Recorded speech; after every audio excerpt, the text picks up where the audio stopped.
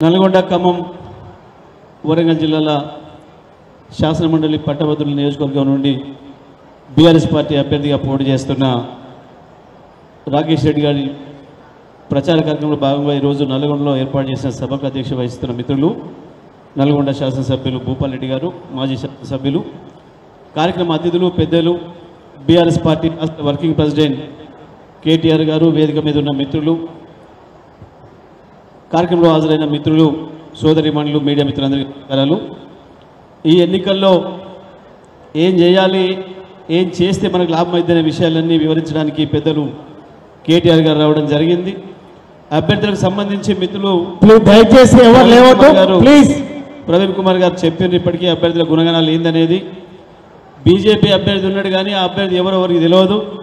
ఆయనకు గొంతు ఉన్నదా లేదా, మాట వస్తుందా లేదా కూడా తెలియదు. మనం ఎవరు ఎన్నడూ వినలేదు. రాకేష్ పుట్టక ముందు నుంచి ఆయన రాజకీయాల్లో ఉన్నాడు, ఆ బీజేపీలో ఉన్నాడు. ఓట్లు వచ్చినాడు, పోటీ చేస్తాడు, మళ్ళీ పోతే మళ్ళీ 5 ఏళ్ల తర్వాతనే వస్తాడు తప్ప ప్రజలకు ఇప్పుడు కనపడాడు. ప్రజల మాటలు ఇప్పుడు వినిపించాడు. ప్రజల కొరకు పనిచేసిన అలవాటు కూడా లేదు.